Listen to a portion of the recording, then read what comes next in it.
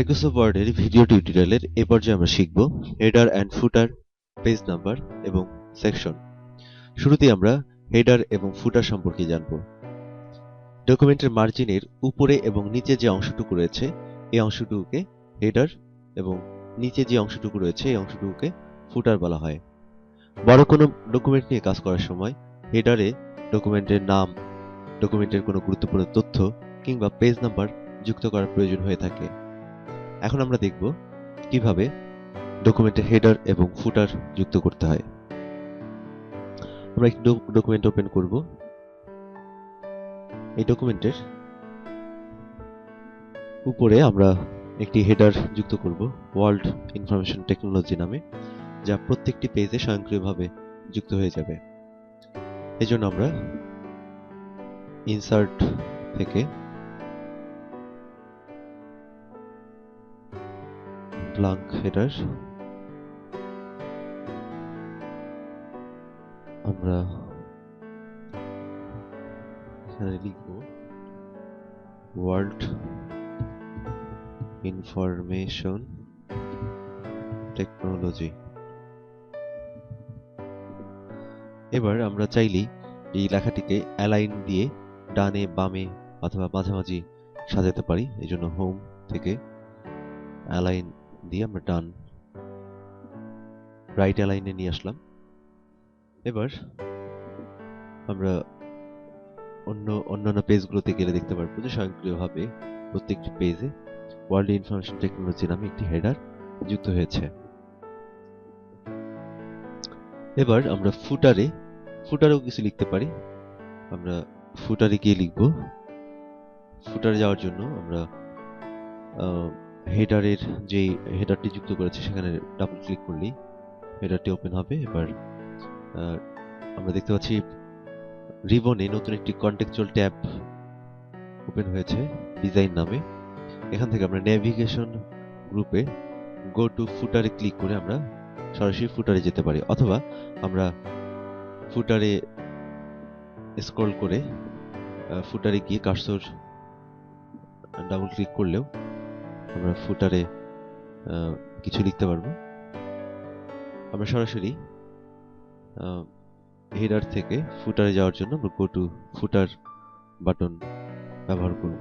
এবার এখানে আমরা লিখব কম্পিউটার ওয়ার্ল্ড। এবার আমরা দেখতে পাচ্ছি প্রত্যেকটি পেজে কম্পিউটার ওয়ার্ল্ড নামে একটি ফুটার যুক্ত হয়েছে। এই জন্য আমাদের কষ্ট করে প্রত্যেকটি পেজে আলাদা আলাদা করে কোনো কিছু লেখার প্রয়োজন হয়নি। এবার হেডার এবং ফুটারের আরেকটি গুরুত্বপূর্ণ বিষয় আমরা দেখব, different first page. Different first পেজে যখন আমরা টিক চিহ্ন দিয়ে রাখবো তখন প্রথম পেজে কোনো হেডার বা ফুটার প্রদর্শিত হবে না। প্রথম পেজে কোনো হেডার ফুটার প্রদর্শিত হচ্ছে না এবং দ্বিতীয় পেজ থেকে হেডার ফুটার যুক্ত হয়েছে। আমরা প্রথম পেজে যদি হেডার এবং ফুটার চাই সেক্ষেত্রে আবারও ক্লিক করে ডিফারেন্ট ফার্স্ট পেজে টিক চিহ্নটি উঠিয়ে দিতে হবে। এবার আরেকটি জিনিস, different odd and even pages. এখানে ক্লিক করলে আমরা লক্ষ্য করবেন আমাদের যে বইটি রয়েছে বইটির বাম অংশে রয়েছে মাইক্রোসফট ওয়ার্ড এবং এক পিঠে রয়েছে মাইক্রোসফট অফিস 2007 এবং আরেক পিঠে রয়েছে মাইক্রোসফট ওয়ার্ড, অর্থাৎ প্রত্যেকটি অধ্যায়ের নামকরণ করা হয়েছে। তো আমরা ডিফারেন্ট ওড অ্যান্ড ইভেন পেজেসের টিক চিহ্ন দিয়ে আমরা এই কাজটি করতে পারি। প্রথম পৃষ্ঠায় আমরা লিখব ওয়ার্ল্ড ইনফরমেশন টেকনোলজি এবং দ্বিতীয় পৃষ্ঠায় আমরা লিখব কম্পিউটার ওয়ার্ল্ড। এবার আমরা দেখতে পাচ্ছি প্রথম পৃষ্ঠায় ওয়ার্ল্ড ইনফরমেশন টেকনোলজি, দ্বিতীয় পৃষ্ঠায় কম্পিউটার ওয়ার্ল্ড। প্রথম পৃষ্ঠায় ওয়ার্ল্ড ইনফরমেশন টেকনোলজি এবং দ্বিতীয় পৃষ্ঠায় কম্পিউটার ওয়ার্ল্ড। এভাবে আমরা পৃষ্ঠাকে আলাদা আলাদাভাবে হেডার এন্ড ফুটার যুক্ত করতে পারি। এবার আমরা ফুটারে একটি পেজ নাম্বার যুক্ত করব। এজন্য ফুটারে কার্সর নিয়ে গিয়ে আমরা হেডার অ্যান্ড ফুটার গ্রুপ থেকে ডিজাইন ট্যাবের হেডার অ্যান্ড ফুটার গ্রুপ থেকে পেজ নাম্বারে ক্লিক করে কারেন্ট পজিশনে আমরা একটি প্লেন নাম্বার নিব।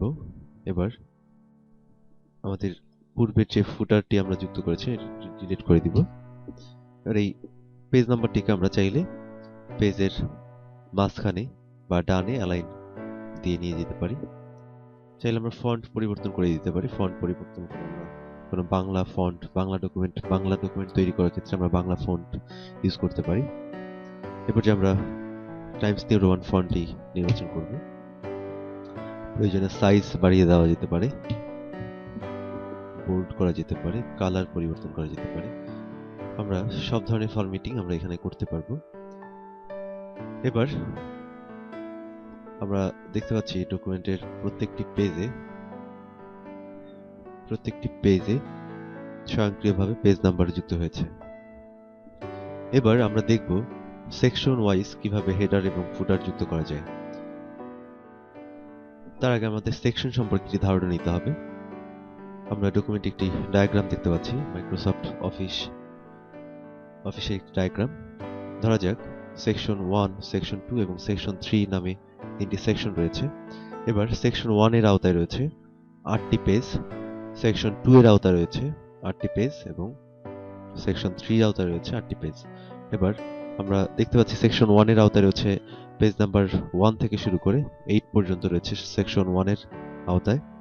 সেকশন 2 এর আওতায় রয়েছে পেজ নাম্বার 9 থেকে 16 পর্যন্ত এবং সেকশন 3 এর আওতায় রয়েছে পেজ নাম্বার 17 থেকে 24 পর্যন্ত। এবার আমরা চাই পেজ নাম্বার 1 থেকে 8 নম্বর পেজ পর্যন্ত হেডারে প্রদর্শিত হবে সেকশন 1 এবং 9 থেকে 16 নম্বর পেজ পর্যন্ত হেডারে প্রদর্শিত হবে সেকশন 2 এবং 17 থেকে 24 নম্বর পেজ পর্যন্ত প্রদর্শিত হবে সেকশন 3। আমরা খুব সহজেই সেকশন ভাগ করে আমরা হেডার ফুটার যোগ করতে পারি। পূর্বের ডকুমেন্টটি ওপেন করে পূর্বের করা হেডার এবং ফুটার আমরা রিমুভ করে দিব।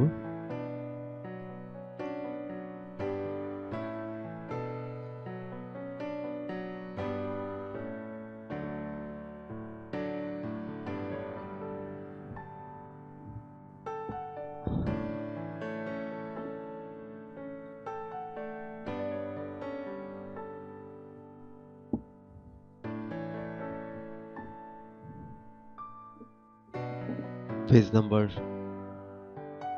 রেখে আমরা বাকি header footer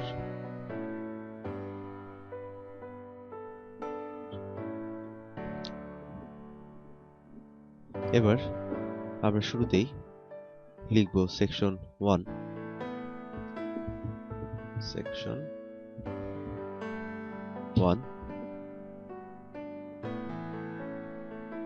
right align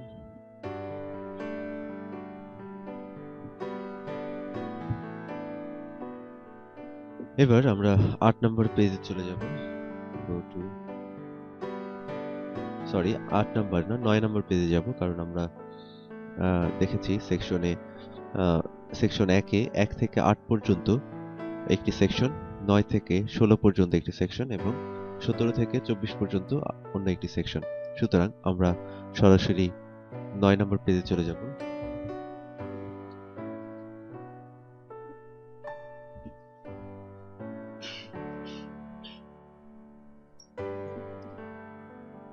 go to cursor অবস্থান করছে 9 নম্বর পেজে। এবার এখান থেকে নতুন একটি সেকশন তৈরি হবে। এই জন্য আমরা পেজ লেআউট ট্যাব থেকে ব্রেক নেক্সট পেজ, আবার দেখছি page layout tab, page setup, break, section breaks থেকে নেক্সট পেজ। ওকে, নতুন একটি সেকশন তৈরি হয়েছে। আমরা দেখতে পাচ্ছি পূর্বের আমরা যে প্রথম পাতায় যে সেকশন 1 লিখেছিলাম এখানেও সেকশন 1 প্রদর্শিত হচ্ছে। এবার আমরা এখানে ডাবল ক্লিক করে আমরা দেখতে পাচ্ছি যে ডিজাইন নামে যে কন্টেক্সচুয়াল ট্যাব রয়েছে, এখানে নেভিগেশন ট্যাবে নেভিগেশন গ্রুপে লিংক টু প্রিভিয়াস যে বাটনটি রয়েছে এখানে সিলেক্ট করা রয়েছে, আমরা এই বাটনটিতে ক্লিক করে সিলেকশন উঠিয়ে দিব। এবার আমরা এখানে সেকশন 2 লিখব। এবার আমরা পূর্বের সেকশনে গিয়ে দেখছি রয়েছে সেকশন 1, নতুন যে সেকশন অর্থাৎ 8 নম্বর পেজ পর্যন্ত সেকশন 1 এবং 9 নম্বর পেজে সেকশন 2 লেখা রয়েছে। এবার আমরা সেকশন 3 তে চলে যাব। সেকশন 3 শুরু হয়েছে 17 নম্বর পেজ থেকে। আমরা চলে যাব 17 নম্বর পেজে।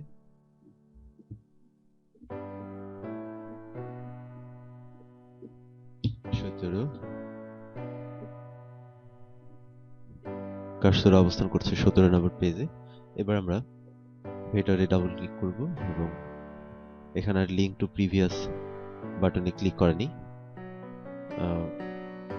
শুধু সেকশন 2 ডিলিট করে আমরা সেকশন 3 লিখে দিব। এবার আমরা দেখতে পাচ্ছি 16 নম্বর পেজ পর্যন্ত রয়েছে সেকশন 3। দুঃখিত, আমরা এখানে সেকশন ভাগ করিনি। 17 নম্বর পেজে এসে প্রথমেই সেকশন ভাগ করে নিতে হবে। Page layout, ব্রেকস, next page, section ভাগ হয়ে গিয়েছে। এবার আমরা হেডারে ডাবল ক্লিক করে লিঙ্ক টু প্রিভিয়াস বাটনে ক্লিক করে সিলেকশন উঠিয়ে দিব। এবার আমরা দেখতে পাচ্ছি যে হেডার সেকশন 3 প্রদর্শিত হচ্ছে। যদি সেকশন আমরা ভাগ না করে থাকতাম তাহলে এখানে সেকশন 2 বা যেই সেকশন প্রিভিয়াস সেকশন নাম্বার প্রদর্শিত হতো। তো আমরা যেহেতু সেকশন ভাগ করেছি, সেকশন 3 প্রদর্শিত হচ্ছে। আমরা এখানে লিখে দিব সেকশন 3। এবার আমরা পূর্বের সেকশন অর্থাৎ 16 নম্বর পেজে গিয়ে দেখব লেখা রয়েছে সেকশন 2 এবং 17 নম্বর পেজ থেকে শুরু হয়েছে সেকশন 3। পরের প্রত্যেকটি পেজে সেকশন 3 লেখা রয়েছে যতক্ষণ পর্যন্ত না সেকশন ভাগ করা হবে এবং হেডার পরিবর্তন করা না হবে। এবার আমরা আগের ডায়াগ্রামটা দেখব। সেকশন 1 এ রয়েছে 1 থেকে 8। আমরা দেখি 1 থেকে 8 পর্যন্ত পেজে সেকশন 1 লেখা রয়েছে কিনা। Section 1, section 1, section 1, section 1, section 1। এবার 8 নম্বর পেজ এখান থেকে শেষ হয়েছে সেকশন 1। 9 নম্বর পেজে নতুন করে আবার সেকশন 2 শুরু হয়েছে। এভাবে আমরা খুব সহজেই সেকশন ভাগ করে হেডার এবং ফুটার যোগ করতে পারি।